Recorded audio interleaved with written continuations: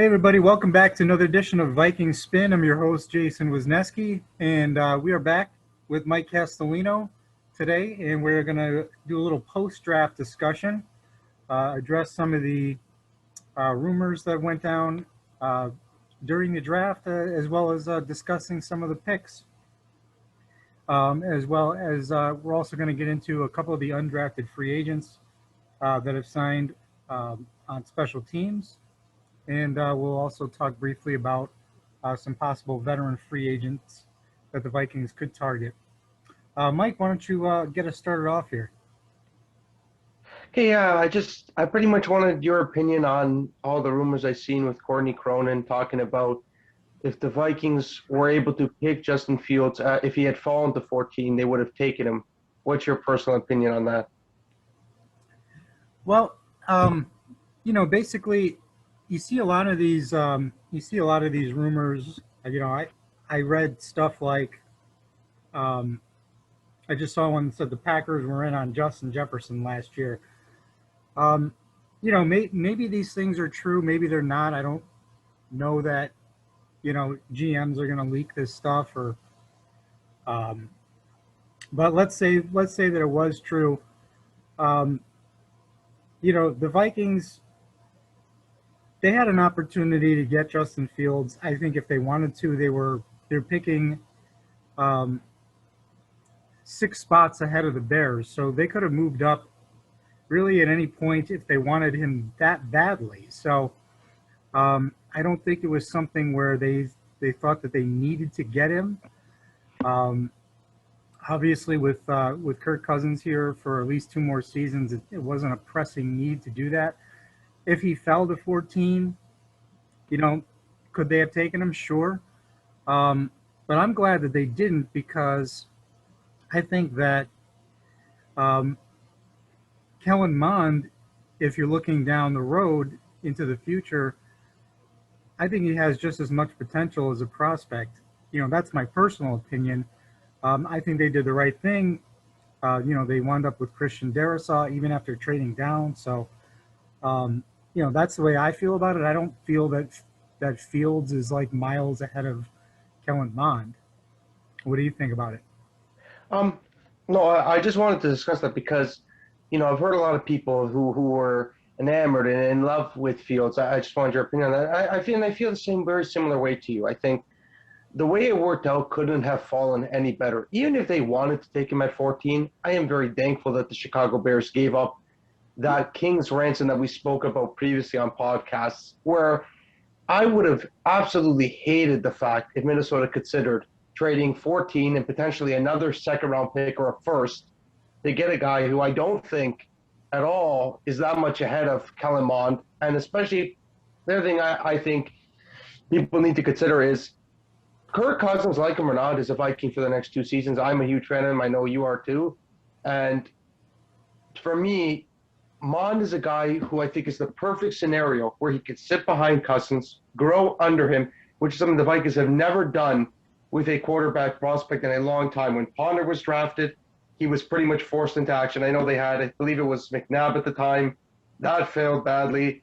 Then they drafted Teddy, who they put behind Matt Castle. By far, this is a phenomenal scenario for the Vikings with the quarterbacks situation that they currently possess, as well as going down 9 spots, acquiring Christian Darrisaw, getting 66 with to then draft Mond, and getting 86 to get Wyatt Davis. If I'm being real here, it couldn't have been a better scenario for us. If we were trying to picture the dream scenario, it was exactly that, landing a franchise left tackle, a day one starting guard who I absolutely love, and a quarterback prospect who a lot of people were high on. I know Chris Sims had actually ahead of Justin Fields and Trey Lance in his personal quarterback ranking. So I think it couldn't have went any better, personally.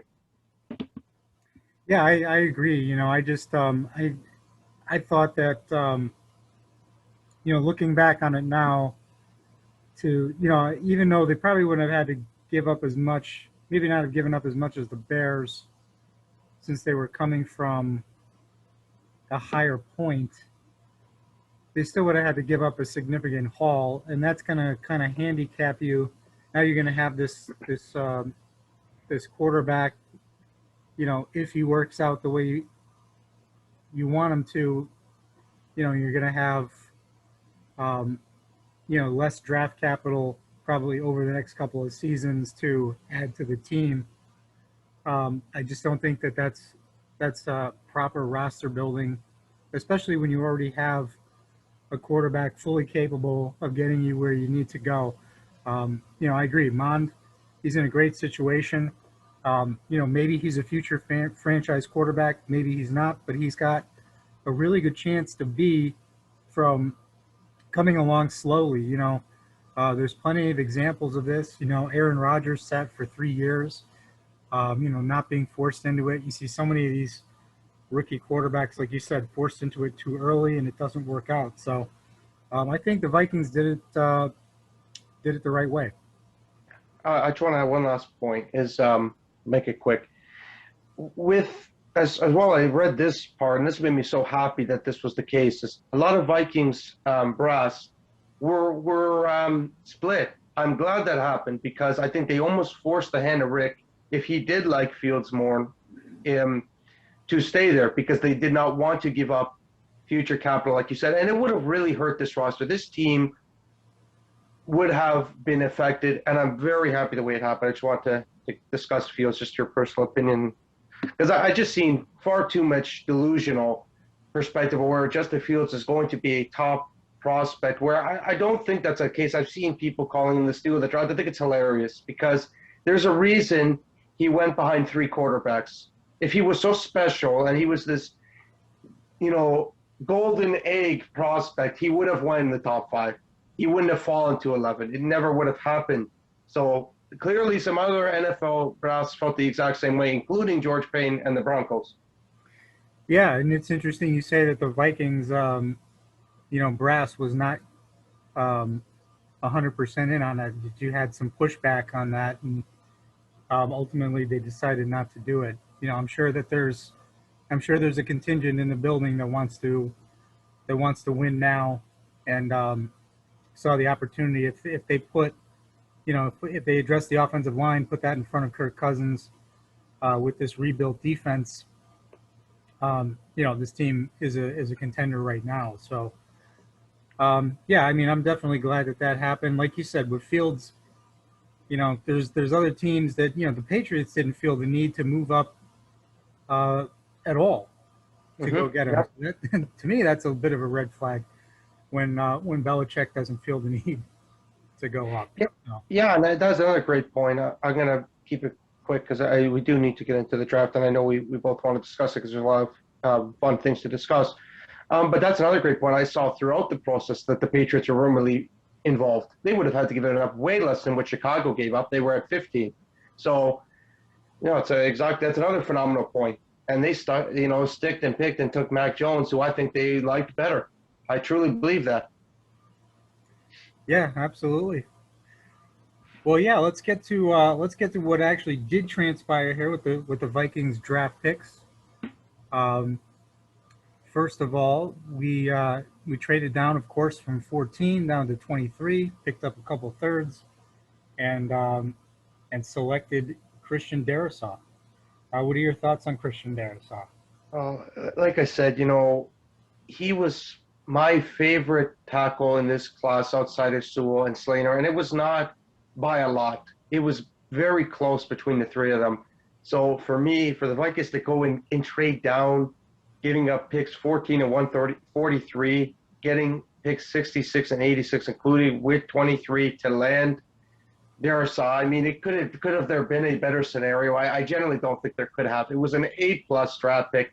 If you go and look at his tape, the dominance he had on the number 1 edge rusher in the class by selection with Jalen Phillips, who ended up going to the Dolphins, he dominated him. So it goes to show you how the type of player he is.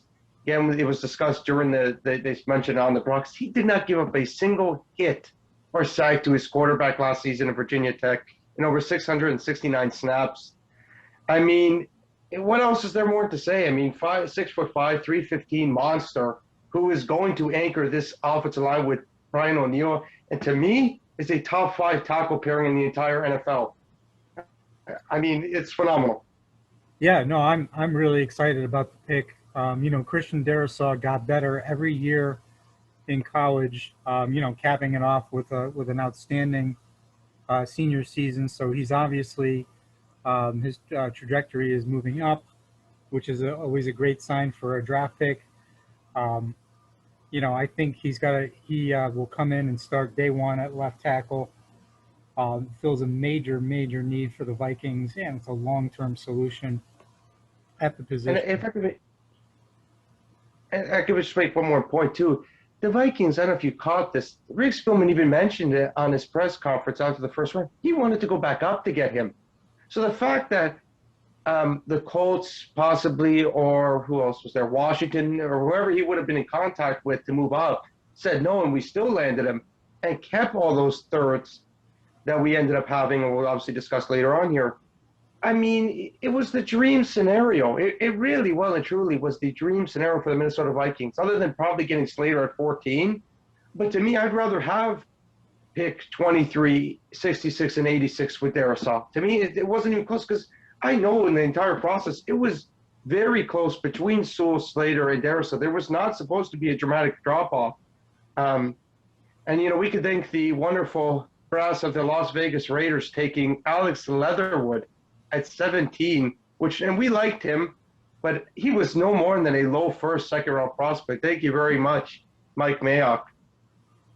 Yeah, that was a major reach. Like you said, we liked Leatherwood, but I thought he would be a day two guy, in the second round. But the Raiders, Yeah, the Raiders do Raiders things. yeah, absolutely. And to make one last point, you think about this offensive line on that left side, because we'll get into this later, but I believe our left tackle, left guard are going to be left tackle is going to be Darrisaw, left guard Ezra Cleveland. My goodness, what a difference that will be for Kirk Cousins next season, and Dalvin Cook as well, for that matter. Can't Oh, wait. absolutely, absolutely. Um, Now getting to the second pick here. So this is the third round pick. Um, so we acquired this pick from the Jets in that trade down. Kellen Mond, the quarterback from Texas A&M. I know we talked about him some on some of the pre-draft shows that this would be a possible guy in the third round, and he made it to the third round, and there he was. Your thoughts? I was exceptionally happy with Kellerman. He had a PFF grade of 81.6, passing grade of 81.3, was a 4-year starter. And the thing to me that I love the most is he gets to grow behind Kirk. No more Sean Mannion, God bless. And his touchdown to interception ratio last season was 6-1, which is phenomenal. He's very dangerous as a player on read option, which I think is where he actually steps in this season. I think he will play on those third and ones that we talked about, and the Vikings had struggled on in previous years, getting those third and ones, those fourth and ones. I really wanted a guy, and you remember me mentioning this. I wanted a guy who kind of had that Jacoby Brissett idea with Rivers last season with the Colts, and I think they can definitely do that now with Mon. I want to see him out there on third and ones because I think it brings a new dimension. He's got that Colin Kaepernick comp. The thing with him that does worry me is that he does shy away from big throws at times, but again, he's going to grow behind Kirk. He's not going to be pressed into action right away. And he struggles a little bit inconsistent with anticipation as well. I've seen on some of his tape. But for me, the thing that sticks out, and the thing that I really love about Kellerman is he's a winner. You go and look at last season, the game that I watched and watched his tape on was the game as a 21 seed. Texas A&M beat the 4th seed, Kyle Trask, who went ahead of him with Tampa Bay, right? A couple picks before. He went 25 for 35 in that game, going 338 and 3 touchdowns. I think if this guy truly develops into what his ceiling could be, I think we're going to be laughing at the Chicago Bears and seeing you gave up all that for Justin Fields. And we got a guy who gets to sit behind a phenomenal top 10 quarterback, in my personal opinion. And the thing, I just love it. I absolutely love the way the Vikings addressed this. I know it worried me initially, and we'll talk about that later on, not doubling down. But at the time, I was happy with Mon because I felt he was the 6th best quarterback in this class. And I'm very excited to see his running ability even utilized in critical moments in the season, because I know that was something we struggled with at times, losing the game to Seattle because we couldn't convert a 4th and 1. Um, key plays against Tennessee to bring um, a new change of pace type of quarterback, something to be afraid of on the defense, where you got to study a little bit of Kellen Mond to see what he's about a little bit. Because I think with Clint Kubiak, I think he will utilize him. What's your thoughts? Yeah, I would love to see some RPOs. 3rd and 1. Like you're saying, that definitely could help the team, and it'll help Mon to get his feet wet a little bit. Um, but like you said, he's not under pressure to come in and start. He can take his time. At least for a couple of seasons and learn behind Cousins. And you know, I like the fact that it's a lot about the situation that you're coming into. With Fields in Chicago, he's going into a situation where he's probably going to have to play this season. I don't think they're going to be all that patient about it, with considering Andy Dalton is all they have in front of them, and they don't have a ton of weapons really in Chicago. They don't have a great running game, or their receivers are decent, but it's nothing that scares you. So that's a more difficult situation for a guy, and he's going to have a lot of pressure being a first round pick. That not only was he a first round pick, but you gave up the stars and the moon to get him. So there's a ton of pressure on him. That's another. Oh, go ahead. Yeah, I mean that's a big weight to carry for a quarterback. It's if you remember Christian Ponder, being the 12th, we didn't even have the trade, but still he was a 11th or 12th overall pick, and I think that weighed on him. No, I think that's another tremendous point, and I don't want to get into too much about Justin Fields, because at the end of the day, this is a Vikings podcast. But I think the difference between Kellen Mond and Fields, and I don't, like you said, I don't think there's a big difference. And with Fields, he's going to be put into a position where I think their only good receiver doesn't want to be there in Allen Robinson. I know that he was upset getting franchise tag. He talked about it publicly, that he was upset that that's a thing in the NFL, that you can pretty much force a guy's hand. At the end of the day, he did sign there in free agency. He has no one to blame for that but himself. But ultimately, like with us, I love our situation here. Like, Kirk is a guy who the fans are kind of, not me, but fans are kind of against him a little bit. And now, if we had taken Fields, it would have been Fields every time on the field. It would have happened. He throws one interception against Green Bay, and it would have, the entire one end of the attendance in the game would have been chanting Fields. Now with Kellen Mond, he's not expected to come in, and he's not going to. And Rick Spielman made it perfectly clear that he will not come in and compete to start. I think that's good for Kirk. And I also think angry Kirk is lethal Kirk. And if we can have a little bit of lethal Kirk, this team could be a top 5 offense next season. Yeah, no, I totally agree. I think Spielman handled that correctly. You don't create any quarterback controversy, which I think is never good for a team. But at the same time, you took him high enough in the 3rd round to where you probably are going to piss off Kirk Cousins a little bit, but that's probably just going to make him play great. And we like you said, we've seen what angry Kirk, what he's capable of. So I think it was just handled perfectly. And as far as Mond's evaluation per se, what I liked about him is, he has to work on anticipation and things like that, and that'll come in time. But what he has is a really, really strong arm. Like the fact that I saw on the film that he can get it down the field, like, because the Vikings like to throw it deep in this system. Mm-hmm. That's encouraging. And then his mobility. Not that he doesn't try to run, but he can if he needs to, and he's able to, improvise on a broken play. He did that quite a bit at Texas A&M. So it's a good situation all around. Yeah, 100%. To me, I think he's almost. This is maybe a funny comparison. Some people might not like this, but I think he's almost Teddy Bridgewater with a really big arm. And not to disrespect Teddy, but let's be real. Teddy never had a cannon. With Mon, though, he's not going to be put into a situation to step up right away. And I just think, honestly, the weaponry long term on this team, right? Irv Smith and Jefferson will be here for the long term, as well as Delvin Cook, at least for the next, I'd say, 5 years. Um, so they're already in a great scenario for the heir apparent.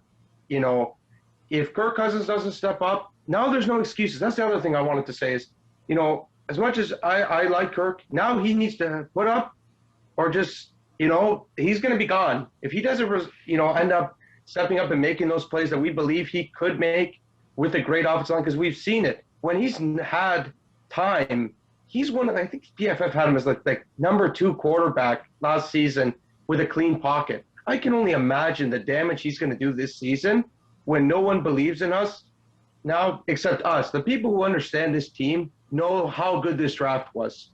And we understand how important filling all these needs were.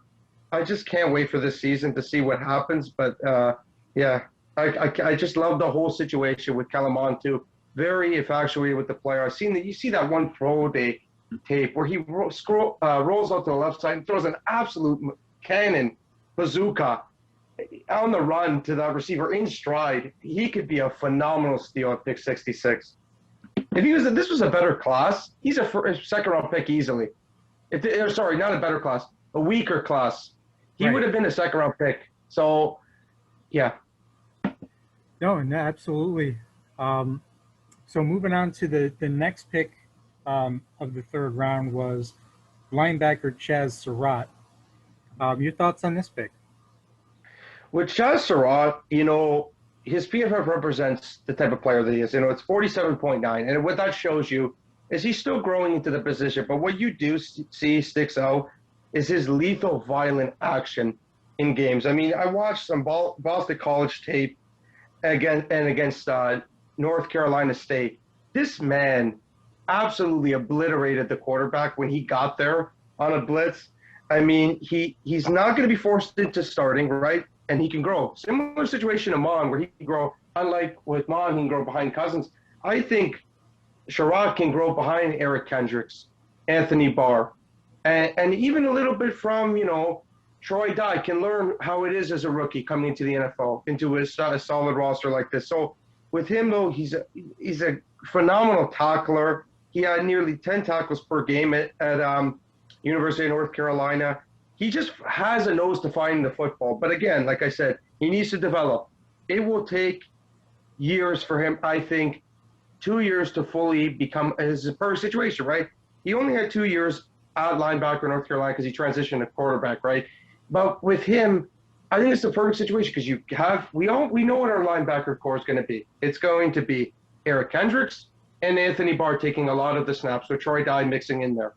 And so he can be a good blitzer, I think, on third down, something that we missed. And like I said, he's not going to be pressed into action. Giving him 1 year of not fully redshirting, I think he'll be a phenomenal player on special teams right away, and we'll have some absolute boom tackles. But for starting and being on the field regularly on this defense, I don't think he'll do it very much, but I think it's good for him. I think year 2 of Chaz Surratt will be a very fun player, and will replace Anthony Barr. That's my personal opinion. That's why I've absolutely loved the way they started this draft. And continue on. We'll get into the player that I love next pick, but I love the way they started this. Sure. Yeah. No. I mean, with Surratt, some people thought we took a linebacker too early, but now the more that I think about it, the more it makes sense because obviously you do have Barr likely gone next season. Nick Vigil's on a 1-year contract, so exactly like this kid can come in, learn, play some special teams this year, but definitely a high ceiling player, very athletic. Still learning the position, but has shown his intelligence to pick it up quickly. A former quarterback, so I think he definitely has a great future here. But yeah, let's get into Wyatt Davis, Ohio State. I love Wyatt Davis. Let's be real. He's day one right guard. Okay, he is. He's 6'4", 315. He's athletic. He's a scheme fit. Like, what more can I really say? Like 2019, he was so much better because, and 2020, you saw the injuries impacted him. Like, he's an amazing pass blocker. He's strong and tough as it gets. He pops defensive tackles back. He puts them on their butt. He regularly, I see in this tape, he pancakes people. He regularly pancakes people on the floor.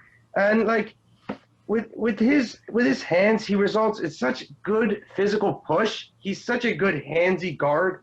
And his 2019 tape showed the type of player, the true player that I think we're getting. 2020 to me was a kind of a one-off. I think the real player we're going to get is that dominant beast that you saw in 2019 when he had J.K. Dobbins. And I saw it regularly with Justin Fields, funny enough. They went with the way Wyatt Davis went at right guard. They were running that ball a lot. And when Wyatt Davis made that big block, that's where the running back went. You saw when Wyatt Davis was making those plays, that opened up the entire Ohio State offense.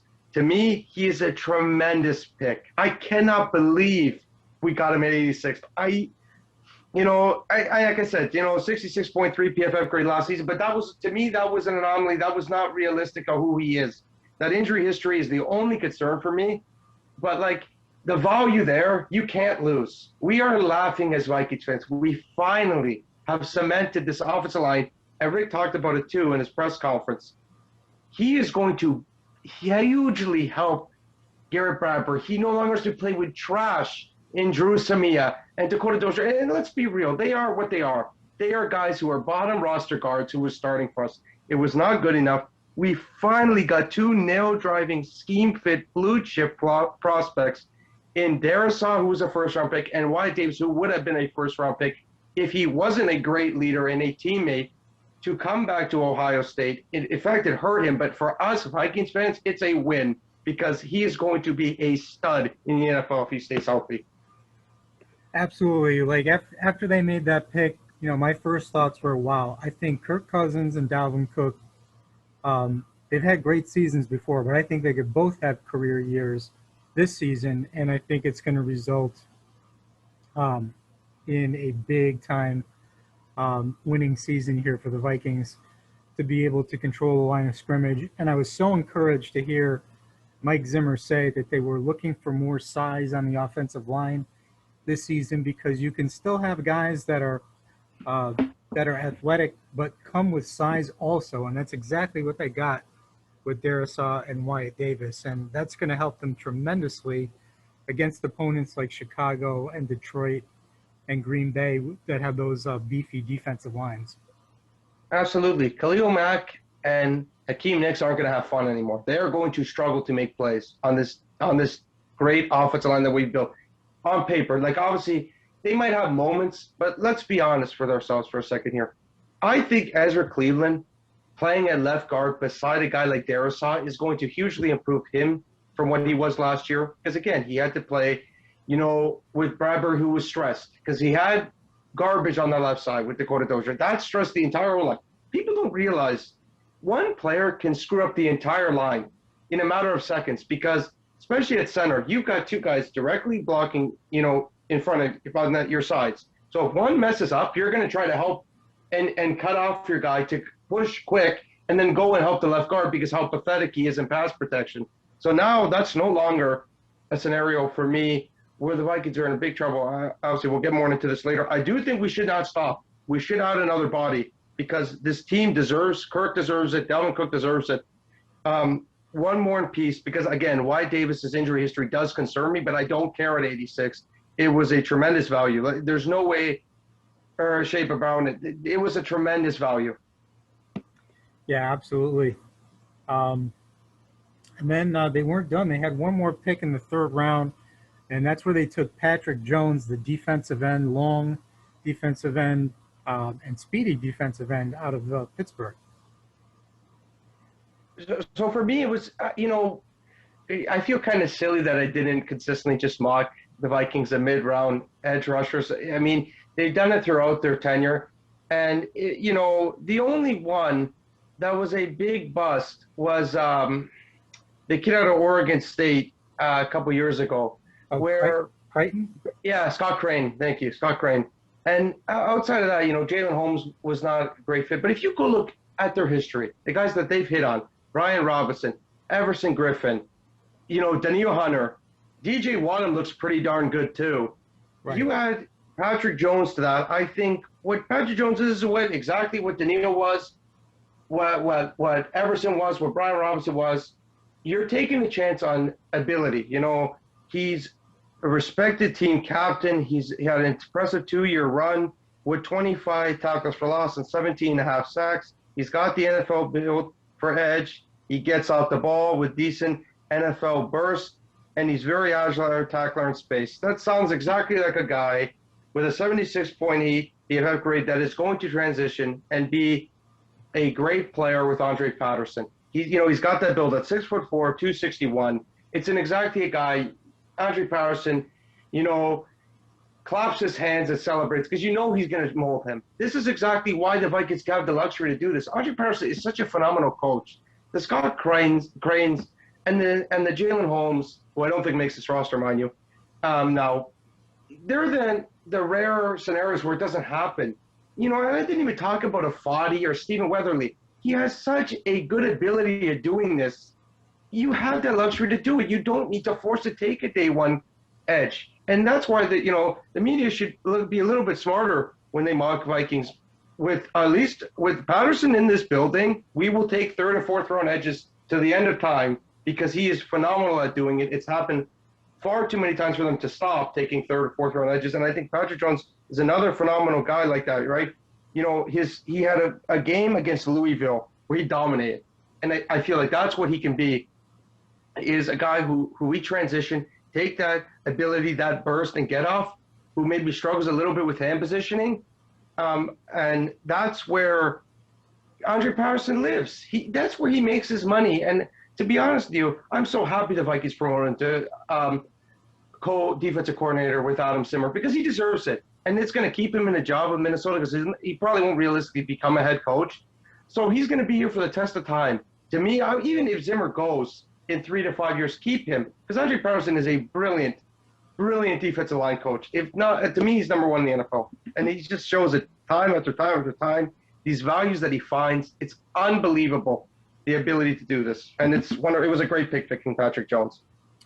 Yeah, and before the draft, it was interesting to hear what he said about he likes, these mid-round picks, because they were saying, you're always getting these mid-round picks, and he's like, basically saying that what's important to him is the personality of the player, that will they take coaching. So maybe these first-round guys, they're thinking very highly of themselves, and they're like, nope, this is the way I did it in college. I've had success in college. This is the way I'm going to do it. I'm not going to listen to you. Whereas, these third-round guys, they're happy that they're there, and, they're appreciating the ability to work with the coach. And that's a great point. Like, they appreciate it, right? Like, I wrote some weaknesses here, right? He needs to play with consistent urgency and motor and doesn't move with his hands enough. But that sounds exactly like a player who Andre Patterson will mold. Does it not? Like that's what he does. He takes guys who are a little raw, who need a little bit of polish, and then they become a stud with the Vikings. And his resume speaks for itself. I just can't wait to see this class because the thing with Patrick Jones, when we took him, if I could be honest, I wanted another one, and they ended up doing that, and we'll get into that later. But it was just a phenomenal, smart evaluation. This draft couldn't have went any better for us. At the end of the day, the players still need to hit, but they did everything in their power to make it work on paper. Because now you have Weatherly, you have Hunter, you have Wadham, and you have Patrick Jones, and the guy we have coming up in a few picks. I don't want to ruin it. So, now, and remember, we talked about this on the podcast where they can use that 4DN look. With a guy like a Patrick Jones and, adding more depth to this defensive end room, it's back. We are no longer going to be pushed around. We are going to get home, and quarterbacks better be afraid of this D-line. Zimmer is going to be extremely, extremely angry from what happened last season, and it's going to stick out. and I think this team is really, really ready to go. I can't wait. No doubt about it. Um, yeah, man. So now we're getting into the fourth round here. Um, they went with is it Kene Kenny Nwangu. Nwangu? Nwangu. Yeah. Yep. Yeah, running back slash kick returner. Um, Apparently, this guy did he run like a 4.3 or something like that in the 40? Yeah, he ran a 4.31 or 4.32, sorry. But he said he ran apparently a 4.25. He has the ability to do that. So for me, Nwangu, 6'1", 210. He had a 72.1 PFF grade. With him, to me, he's purely a kickoff returner for this season. He just is. He was 2018 All Big Ten selection as a kick returner.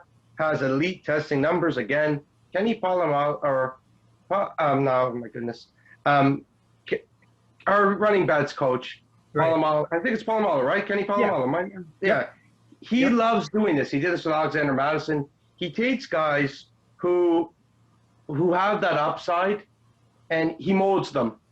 So again, with Nwangu, to be fair to him, he was a good pass blocker in the rare reps that he got. He had no fumbles, over 146 carries.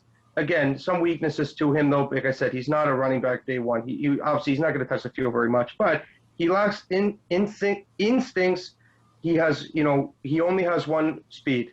Okay, he's a one-speed runner, which is go, go, go. That's where they're going to have to teach him.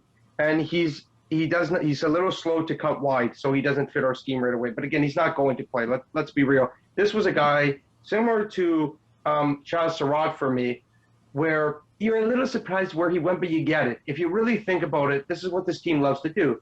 Madison's not here he's got 1 year after this season. I don't think Amir Abdullah's here. I think Amir is done now. I think Amir and KJ Osborne better be very afraid for their jobs at camp, because Nwangu, his ability to kick return is elite. He's very fast.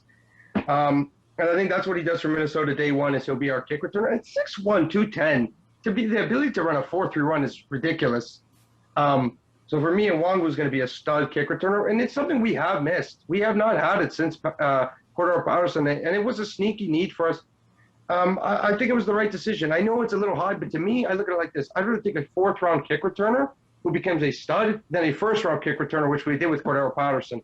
So it's simple as, for me, it was a smart decision, because it is something this team needs to end the meme of, the fumbling on special teams. And you can see it. They've addressed the special teams. With Chaz Surratt and Kenny Nwangu, though they might not be day one huge contributors on the team on offense with Nwangu and defensively with Surratt, they're going to be darn good special teamers day one. That Zimmer's going to clap his hands, every time they have those drills, and they make plays and they get down the field fast. So I can't wait to see those two guys in preseason. So those are guys I think during this season as well, they're going to stick out in special teams big time. Yeah, absolutely. The special teams absolutely needed to be addressed, and these guys will for sure play a major role there. And yeah, like you said, with Nwangu, I love that speed.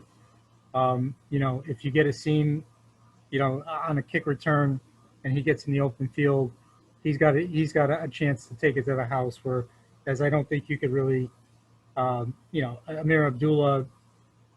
He's quick, but he doesn't have that kind of breakaway speed. So I think this gives you a home run element to your kick return game, and as far as his snaps at running back, like you said, probably won't be very much, but he doesn't have to be right now. So I think it's a good pick, because the special teams were so abysmal last season, and it definitely needed to be addressed. Yeah, 100%. Yeah, and go ahead. No, I was just saying, moving on to the next pick, because this guy is also going to be able to play on special teams, and that's Cameron Bynum. Yeah, with Bynum, he got 71.9 PFF grade, 4-year starter, rare. That's extremely rare, and two-time captain. His frame is perfect for a safety. He's 6 foot tall, 200 pounds. And the thing I love about him is he does not. One of his weak points coming out of the draft was he doesn't have a corner build. Well, guess what? He's not playing corner for Minnesota, so it doesn't matter. If you think about it, he's got a high IQ. His football IQ is extremely high. He's disciplined. He's got good read and react skills, which is more of a safety thing, not a corner thing, right? If you're not in position and you have to read and then react, it's too late. So, some more things about him. He plays the short area zone and corner three or cover three well. He improved his strength at tackling in 2020. Again, he's got below average skills for an NFL corner, which is why he will not play there. And again, he's another guy to me who's similar. He's going to be a special teams ace with that good tackling that he has, and he's going to get this opportunity to grow as a safety. And because Xavier Woods is a free agent next season, I truly believe we're going to just lock up Harrison Smith. I already seen a report yesterday that they're working on extensions with Harrison Smith and Brian Rhea, which delights me. Because those are two of my favorite players on the team. But Xavier Woods, like I said, I think this was a guy they made an instant impact to sign him at free agency to start. But with a guy like Cameron Bynum, their plan is he's the long-term safety, and it's a great decision because people looked at him and evaluated him as a corner, which is why he fell here. But as a safety, I think he has the IQ, he has the instincts, and I looked at his scouting report. Like, all the negatives were him as a corner. So now you transition me, you scrap all that, throw it all out the window. His read and react skills are phenomenal. He's got high IQ, and he's a good tackler. That's a safety to me. So it makes a lot more sense, and I think he's going to be another guy like Nwangu, like Sherrod, who are going to big time help these special teams. And that's important because we were getting badly abused in special teams, and why we fired Marlon Maloof. No, did we not? Yep. We did. Yep. There's a big reason why Maloof got fired, and that this needed to be fixed. And now it's going to be back to being a very good special teams unit like what we had when we had Sherrills and Cordero Patterson. It's going to help this team big time, and I'm very excited to see these guys flash on special teams because that's needed. It's a big point that people don't talk about. Yeah, and I also think Bynum, he could also see some snaps when they go big nickel. Yeah. Being a former cornerback, he can probably match up, in that role. And, he'll have a chance to develop behind Woods. And, maybe he'll be ready to go next season considering he is, a really high IQ, smart player. So definitely excited about him. Our next pick was Janarius Robinson, the defensive end. Yep. And again, for me, 6'3", 263, NFL caliber, size, and strength as a DN, just like Patrick Jones. He had a ridiculous 6'86" wingspan.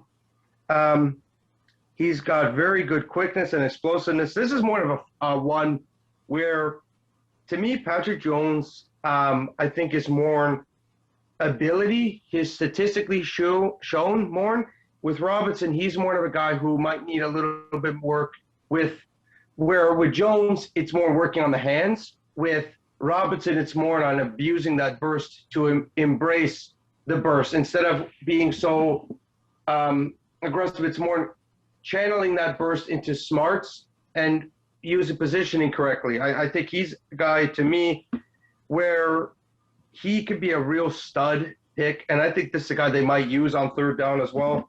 But the thing is with him, just like Patrick Jones, very similar for a reason. He needs to keep his motor running, and he needs to finish plays. But again, only 8 sacks into a 4-year career with a high of 3. And his BFF grade was 65.4 last season. Again, Andre Patterson. I know it gets corny, but it's just the reality of it. This is why the Vikings do this. But the difference now is when you double down, you take the best of both worlds. A guy who needs to work on his hands, but a guy who has great speed, who needs to just finish plays better. What do you've got? You've got 2 great edge prospects that you love that are going to help you win today. Even day one, I could see these guys getting home end plays on third down, changing up the scheme, playing 4 edge rushers, getting a little bit excited, changing it up, and having a rotation, which is something we've dearly missed in Minnesota. That's why I love our depth now. To have him behind Weatherly, Hunter, Weatherly, Wanham. Then you've got Patrick Jones as well with Robinson. That is a darn good DN room.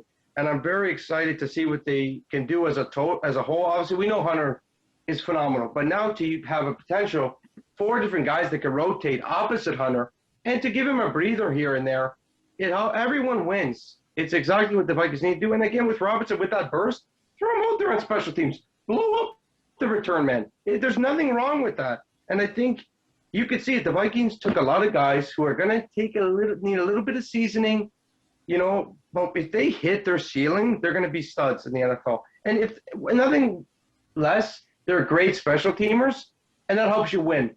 You don't win the Super Bowl by having god-awful special teams. It's not going to happen. So for us, I have zero complaints. I know that people didn't love our draft overall where, we could have taken more polished players at times. And I know Amon-Ra St. Brown was available earlier on when we took Nwangu. But the difference is we needed to take guys who can improve these special teams right away and help this team win. And again, Robinson's a guy who I think will be used in a rotation as well as helping special teams. So I'm very happy with the way they started. Yeah, the way I look at it is you want to take another bite at the apple here with doubling down on defensive end. If it all works out, you've got a great rotation to keep everybody fresh and keep that pass rush, make it as great as you can, throughout the game, which is important. And but let's say you take 2 of these guys, it just increases your chances of a hit. If one doesn't hit, maybe the other one will hit. So I have no problem with it. You want to have multiple options at the defensive end position. You want to keep guys fresh. So, it's a good pick and let Andre Patterson develop these guys. Exactly. It's a great point that you make there, right? You do sometimes, it's not sexy, but doubling down works. If you do that, right, you give you the ability to, so you want to hit on both. Of course, you want to have 2 extra DNs to rotate with Hunter and Weatherly and Wana. But if it doesn't work out and Robinson becomes the animal and Patrick Jones is just a good special teamer for you, it's okay. It's not the end of the world because we don't reach and take guys in round 1. Or if they are flash in the pan, they fuse out, it doesn't hurt us that bad. So I agree with that. I'm really excited for this next pick. Yeah, the next pick, the opening pick of the 5th round for the Vikings was Amir Smith-Marset, the wide receiver out of Iowa. Also has special teams ability as well. So with Marset, 6'1", 181, to me, he's our wide receiver 3. And I'm not even trying to bash. He has such potential with that game-breaking speed in the slot. Another talented kick returner, like you mentioned, with a 28.7 career average of 2 touchdowns in his career at Iowa. He plants and cuts with good sharpness and possesses decent yak, which to me is why I don't have him as an outside receiver. I know some people think we could rotate Thielen in the slot a little bit, and there's nothing wrong with it at times, sure.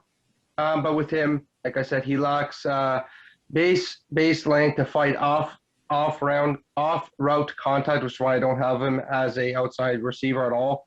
Inconsistent to working back to the ball. Again, more of a thing that you would prefer him to be a slot because it's easier to work back and it's easier to win battles with his speed, which is he ran a 4.540. And to me, one thing I really liked about him, just a tiny bit more than Nwangu, other than obviously his ability to probably be our wide receiver 3, is that he also presents punt return ability, even though I'm honestly hopeful that they give Mike Hughes a legit chance to be our cornerback 5 and be our punt returner, because I don't want to put that pressure on Nwangu to do both as a 4th-round pick who's still working on it. Mind you, he doesn't fumble, right? He didn't fumble at all in 100, plus career carry, so maybe he could be the guy to do that. But with Amir Marset, I think if he presents kick return, punt return, and wide receiver 3 ability for us, to me, the reason why I am so high on him is I looked into it. Statistically, he had a bad year last year, in theory, on paper. But when you think about Iowa doesn't throw the ball. And I read Louis Riddick talked about this on a tweet. He made a great point. He said, good name, good player. And the one thing that stuck out is that he didn't get the ball. He was open and wouldn't get it because they run the ball far too much, and their quarterbacks aren't high end. Think about it. Nate Stanley was considered a win for Iowa football. He was a 7th-round pick. So it goes to show you, it doesn't always work out. And another example, the reason why I think I'm so high on Smith-Marset as well, George Kittle was a fifth-round pick out of Iowa. I'm not comparing them, but what I am saying, statistically, I looked at his stats, right? Extremely low. He was an over 1,000-yard tight end 2 years ago. Shows you that Iowa offense is not built to throw the football at all. And these players become studs. They might be a little bit lower coming out of high school and fall and have to agree to go to Iowa when they have a lot more ability than that. And with Smith-Marset, I think he's going to be an absolute steal in the fifth round. He had no business going there. I think he should have been a fourth-round talent, if not third. So I'm extremely happy we were able to land him. Yeah, we'll see how he develops. He definitely has a chance to come in as the roster is right now, to challenge Chad Beebe for the third spot. You know, he'll definitely make the roster. You know, outside of Beebe, there's just BC Johnson, KJ Osborne, who probably won't make the roster. I don't think is a huge threat. And, you know, Chisena is just strictly a special teams guy. So he'll have a chance to come in and show what he's got, and make an impact. So, you know, whether, you know, I think he'll definitely, without a doubt, get opportunities at, you know, in kick return and punt return. And they'll probably try to mix him into the wide receiver group as well. So. Yeah, 100%. One last thing on Smith-Marset is, no disrespect to them, but Chad Beebe, as well as all the, they don't have that speed. They don't have, and let's be real for a second about all of BC Johnson. I like, you know, great guy. You know, he made the roster as I believe it was a 7th-round pick out of Colorado State. Awesome story, right? But we're being honest with ourselves. He had every ample opportunity to deliver last season as wide receiver too. Jefferson didn't play the first couple games much at all. He barely played because Zimmer being Gunna Zimmer. So the fact that he couldn't do anything, especially with Tajay Sharp as poor as he was too as a free agent signing last season, like it goes through you only BC and Chad Beebe, they ain't it. And I think Smith-Marset is going to be it. I think if he just, I don't see a scenario where he doesn't win the wide receiver 3 job. I really believe it. I think Beebe, unfortunately, I think he's the one that ends up eating, you know, the pink slip business, but only because I just think Smith-Marset's making this team, like you said, 100%. And Beebe was put on a non-guaranteed contract because they didn't pick up his option as an undrafted free agent to pay him a little bit more, right, which pretty much shows you he's on the way out if he doesn't do something significant. And again, you know, it was awesome watching him do that Carolina, you know, in that Carolina. He was our number 1 receiver on the drive somehow. He didn't do it enough, you know. And I think what Smith-Marset is what Chad Beebe was in that Carolina game, where he can win a drive for us in the slot. And then you have to stop Irv Smith, Adam Thielen, Justin Jefferson, Delvin Cook, and Amir Smith-Marset. My goodness. Good luck, people. Good luck with Wyatt Davis and Darrisaw. We are going to be a phenomenal offense if we stay healthy. Absolutely, yeah. He can definitely add that field stretching ability and speed in the slot. And then moving on now to the next pick of the 5th round. This was Zach Davidson, the tight end / punter. Very interesting pick here. I actually like it. I know some people weren't high on it, and me initially I kind of rolled my eyes and really we're taking it. I thought if we're going to take a tight end, it'd be one who was a good blocker out of college, which is Zach Davidson is not, but he is 6'7", 245. He was an opt-out, so I could not find his PFF grade, but he crushed in 2019 with a whopping 894 yards receiving with 15 touchdowns. Take that with a grain of salt. He played at Central Missouri. But this is the reason why I actually like him a little bit more, and funny enough, his career punting average of 42.4 yards with 56% of those punts going inside the 20. He has great hands, like I said, obviously talking about his statistics. He has, but the thing is, his weaknesses are he was overwhelmed because he overwhelmed bad competition. You know, he was uptight, his routes, he's a guy who needs to develop. He was held to 0, 1, or 2 catches in 5 of his 13 games in 2019, and he's got no power as a blocker as of right now. But with me, the reason I actually am so bullish on Zach Davidson, I want him on this roster as tight end 3, and I'll tell you exactly why. For me, I want us to keep 4 tight ends this season. Hear me out. Bring McCool Pruitt back, because we've done this before. We've kept 4 tight ends before. This isn't something new. Keep McCool Pruitt, bring him back, have Zach Davidson, Herb Smith, and Tyler Conklin on the roster, and every single game day have Zach Davidson on the roster on the I think it's game day 46, and I'll tell you why. It's because he's a punter. Think about the luxury to have if something happens to Colquitt, Bryn Colquitt, we're done. We're done. You can't punt. And I've seen this absolutely bury teams at times. I want to keep him on the roster to be our backup punter with upside to catch the ball in the red zone. Put him in the red zone. Throw him in as a second tight end. He has good hands. He just can't. He's not going to win consistently. But if you put him in, let him play a little bit beside, Irv Smith or Conklin at times. Let him make this roster. I know it's not probably going to be with a lot of people that are going to agree with this, but to me, the ability to have a backup punter is important because especially in the postseason, I wouldn't be shocked if this guy's on the game day roster literally if he does nothing, because you need to have a backup punter in case something goes wrong, knock on wood, but it can happen, and I've seen it happen last season multiple times where teams lost games because they couldn't punt.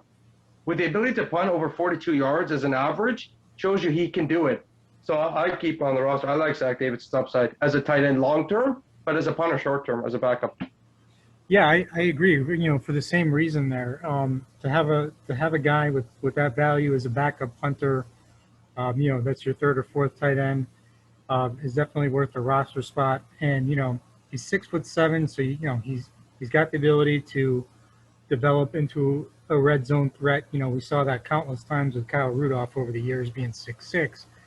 And these guys, they're blocking. The Vikings have been able to get these moved tight ends to improve their blocking over time.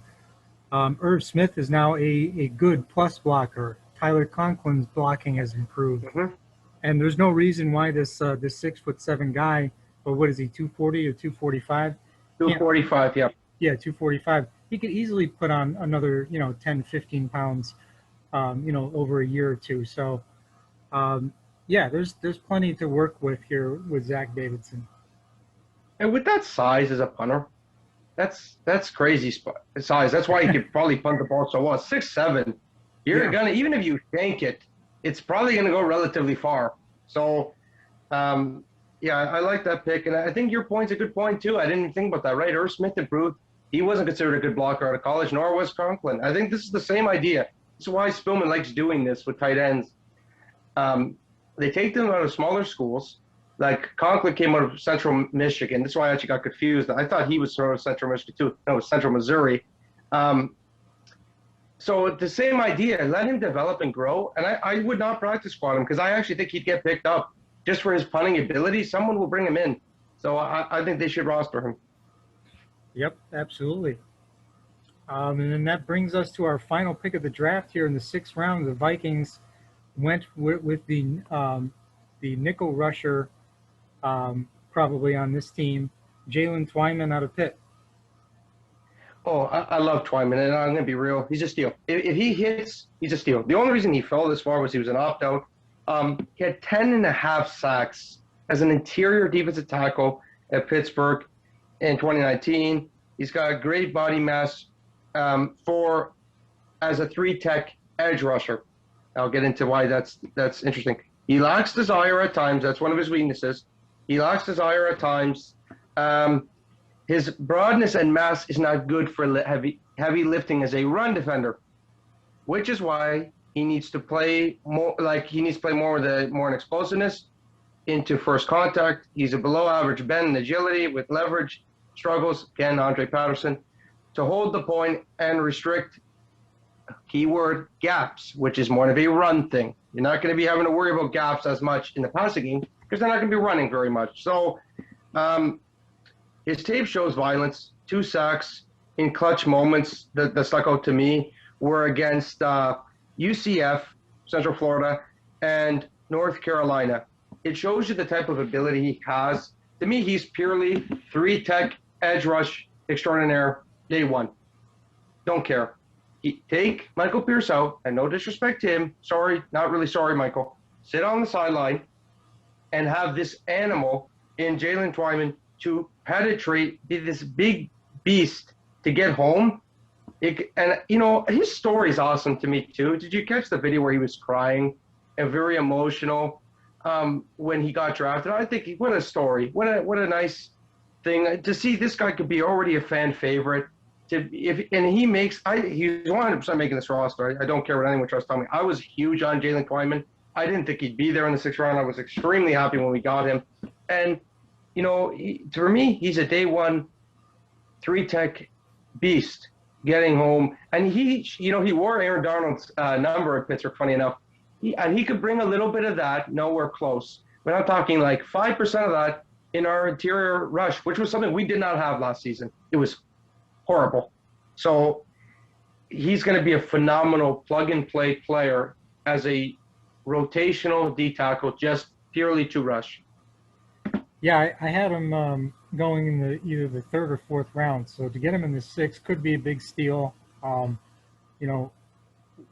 In the past we had the Sebastian Thunderbucket, Tom Johnson, as an effective nickel rusher, and we've missed that since Tom's been gone. So I think he's got a chance to come in right away.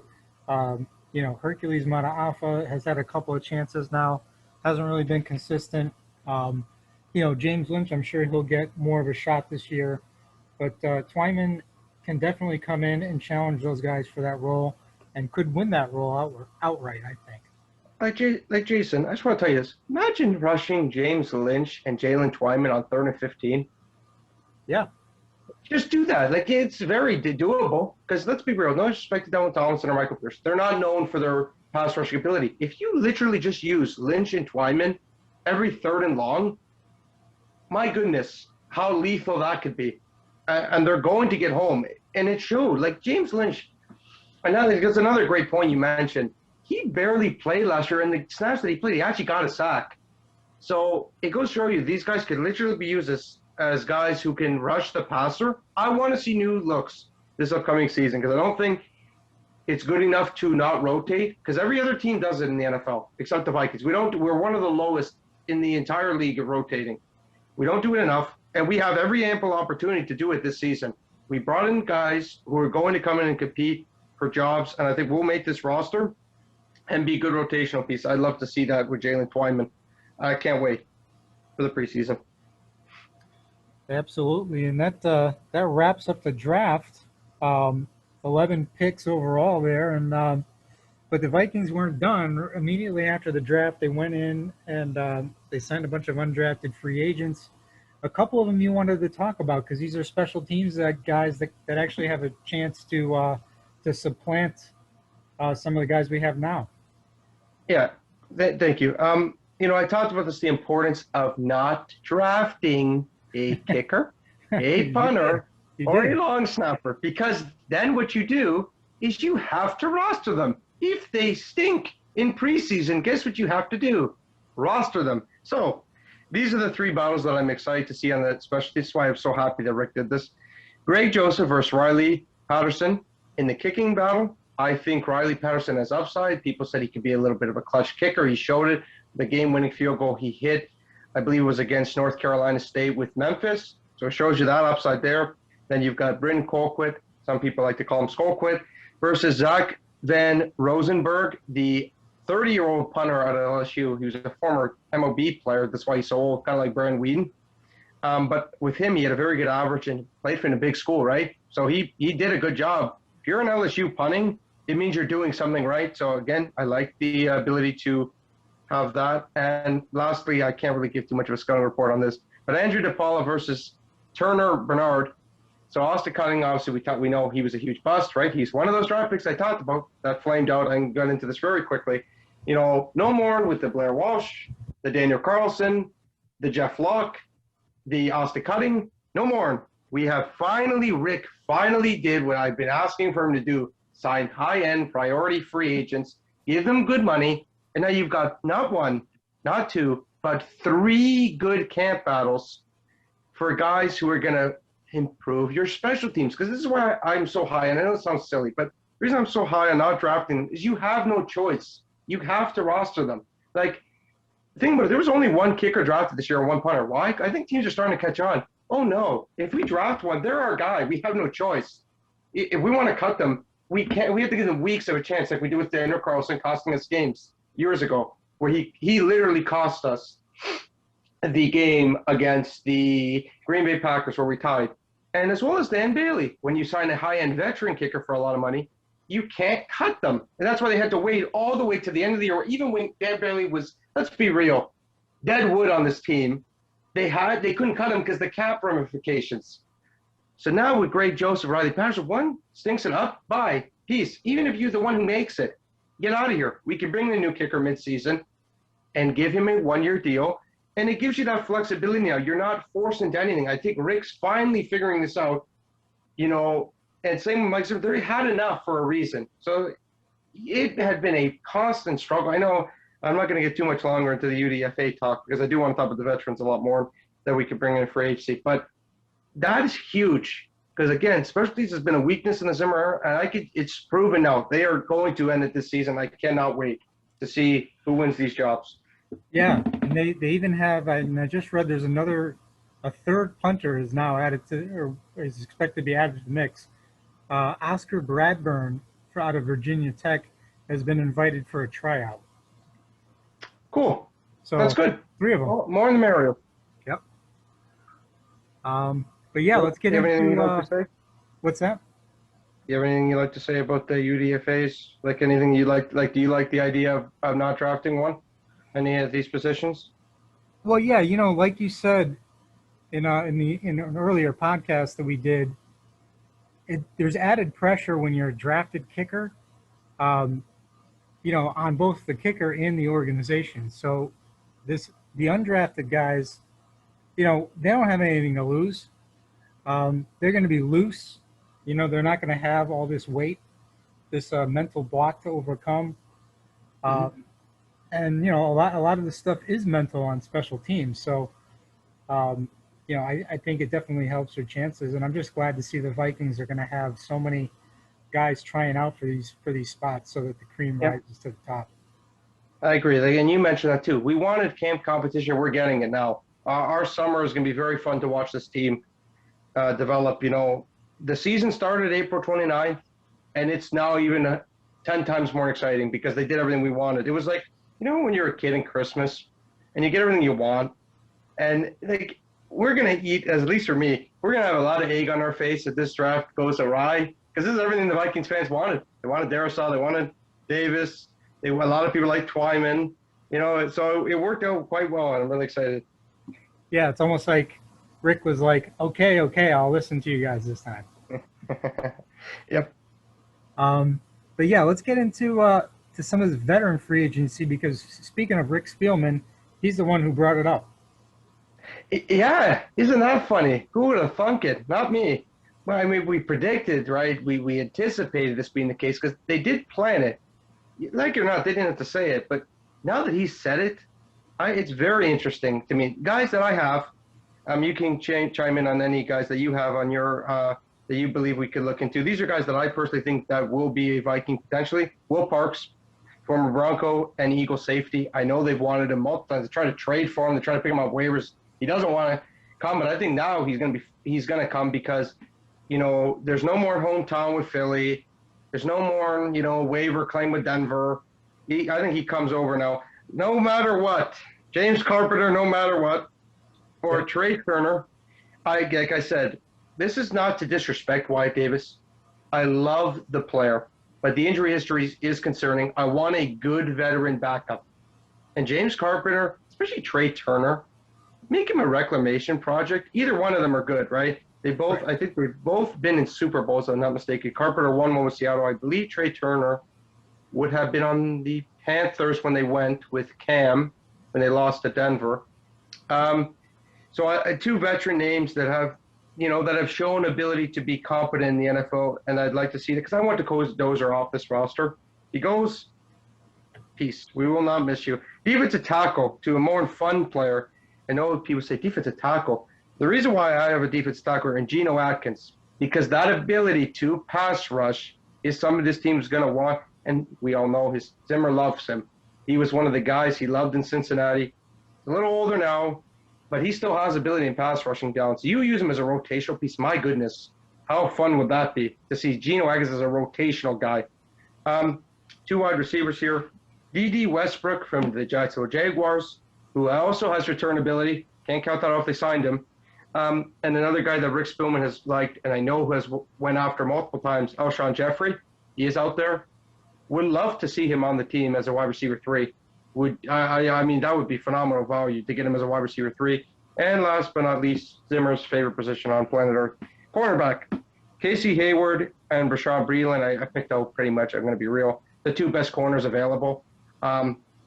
If we could get one, especially like I said, the Gladney situation, they might be enticed to pick one up to potentially start, because if I'm being honest, they don't have anyone really past Mac, Patrick Peterson, and Dantzler, if Gladney's off the roster, right? I mean, like Harrison Hand I like, and Chris Boyd I like, but I'm not attached to them. If we bring in a quality veteran who's better day 1 than Harrison Hand in year 2, and I think Boyd's going to year 3, any good competition helps. So, if Casey Hayward was on our team, my goodness, the ability to have that at corner would be tremendous. But, yeah, those are the guys I like, because I think they all fit needs of this team that not even like badly need, but we kind of need, especially in safety. Safety, I want one, because Miles Dorn, Cameron Bynum, who am I missing here? Cameron Bynum. Yeah, thank you, Josh Patella. Thank you. Yeah, Josh Patella. So none of them were high picks. And, you look at it and you say to yourself, Will Parks would be better than Josh Metellus, Miles Dorn. They just would. Or even Chris Boyd. I know they used him at times as safety. I want a guy who's a vet, and he'll help this room more than Cameron Bynum, who's converting from corner, Miles Dorn, who was an undrafted free agent, and Josh Metellus, who was a 7th? Was he a 7th, or he was a low-round pick, day 3 pick. So you're not committed to any of those guys dramatically.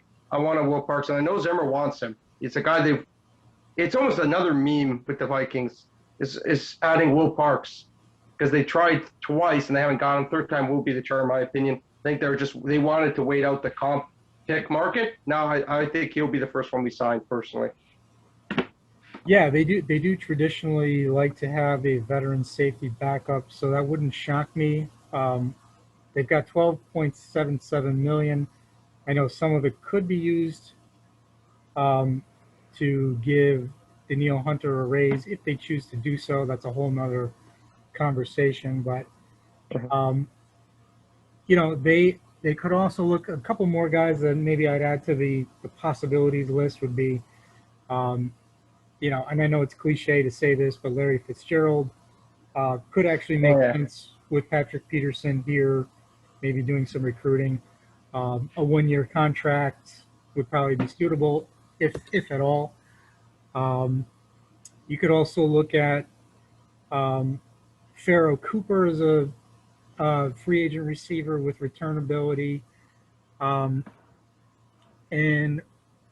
at defensive end, Ryan Kerrigan is a possibility if you didn't feel good enough about the young guys that you have. So I think they'll probably wait until rookie camp to see what these guys have, especially at the defensive end position. They may be more proactive at safety, regardless. But I think they might wait on a defensive end, but we'll see. I love those players that you named. That's a great point on Larry Fitzgerald that I was thinking of. That's funny you mentioned him. I don't think he'll come, but if he ever was going to come to the Vikings, it's Patrick Peterson being a teammate of his and a team that's good. This team is good. We could be a Larry Fitzgerald type player away from going very deep in the playoffs. I'm not getting too ahead of myself because we still need to see how the offseason goes, but I think preseason is going to show us some pretty nice tape on this offensive line, to put it nicely. I think they're going to dominate. I think and I love the point you mentioned. If we're going to sign a high-end one for $7 million, it's Kerrigan. And Right. that would be a phenomenal signing because he dominated on Washington for years. So he'd be a guy I'd love to put opposite Hunter. I mean, and I know he's got ability as a in coverage as well. If you could play around with Ryan Kerrigan, have some fun out there. So that would be a tremendous sign. If we're gonna only sign one, pretty much, right? Right. Kerrigan's my favorite of the bunch that are available, and there's lots of quality, but Kerrigan, former Pro Bowler, he would be a tremendous beside Hunter. Yeah, absolutely. And I agree. Like I really can't wait to see the Vikings offense with this offensive line. We've seen Kirk Cousins and Dalvin Cook do some amazing things behind bad offensive lines. I can't wait to see what they do behind a competent one. It's something that we've seen a slightly less bad offensive line in 2019 and 2017, but we haven't seen a really great offensive line in a number of years. I think I haven't, I'd say '09. yeah, since Brett Favre was here. So, And to me, Kirk Cousins is not better than Brett Favre by any means, but he has a similar gameplay, except he actually won't turn the ball over as right, much. Um, like, people forget the magic Kirk Cousins was able to do with Washington, the game-winning throws he made to Josh Doctson of all people when he was with Washington against Seattle. I can only imagine what he does to Amir Smith-Marset, Jefferson, Diggs, Irv, Conklin, like Dalvin Cook. My goodness. And with this is forget about competent. This is a good offensive line. PFF rated us number one. They gave us the number one most improved position group in the entire NFL from the draft. This is good. Let's have high expectations on this O-line for once. Enough saying, average is good enough. Why not be the Colts? Because you go and look at what the Colts did. And they did a very similar thing to the Vikings, where they drafted Quinn Nelson and they drafted Brain Smith. We don't talk about the Colts pass protection anymore, do we? No, because it's good now. And I think with Darrisaw and Davis, those are marquee players. We had no business getting both where we got them. They were two of the biggest values in the entire draft from where they felt us, and they were huge position need. Could there be any more of a dream scenario? I think not. In my opinion, this draft grade, I wanted your opinion on this. What do you give the draft grade? I give it an A. yeah, I definitely give it an A. Just to come out of this draft and to look at it and say, oh my God, is the offensive line now a strength of the team? Unbelievable. Exactly. That's what I thought. When it was funny enough. I was so happy at the time that we drafted White Davis. This thing, my goodness, imagine we had Trey Smith, but it didn't happen. But I don't care. If we had a veteran guard, this whole line is the best it's been in a long, long time. I cannot wait for the season, and it's not far away. Rookie minicamp's next week, I believe. So it's getting here. It's gonna be a fun ride. Cannot wait for the 2021-2022 season. Oh, it's gonna be tremendous. I think we have so much upside on paper. Yep, you and me both. Can't wait. Well, yeah, that's pretty much all I have. Anything else to add? James Carpenter, no matter what. James Carpenter, no matter what. Yeah, I mean, could be a good depth piece. Right now Mason Cole is probably the swing interior backup. Actually, one last thing. Why not bring back Brett Jones? Because you know what? I think he never got the time of day. And I'll be honest, Mason Cole's not a good center. Like, I've watched him. He's bad at center. Good guard potential, but to me, I'd bring him. If he's available, he is still available. He's willing to take a one-year deal to be the backup center and not compete at all unless injuries happen. Because to me, one last thing. I don't want to take this too long, but Bradbury is the weak point now. The first-round picks are a weak point. How far have we came? It's pretty tremendous to think about. And to me, if Bradbury doesn't cut the mustard, play Brett Jones. I would do that. That's the last thing I got to say. But I can't wait for the season. Yeah, I would. I definitely wouldn't mind to see Brett Jones back. We'll see if it happens. We'll see what Rick decides to do with the remaining free agent money, and go from there. So. Yep. All right, well, that'll do it here for this edition of Viking Spin. Thank you guys all for joining, and don't forget to follow us on YouTube, Twitter, and Facebook. We'll see you next time.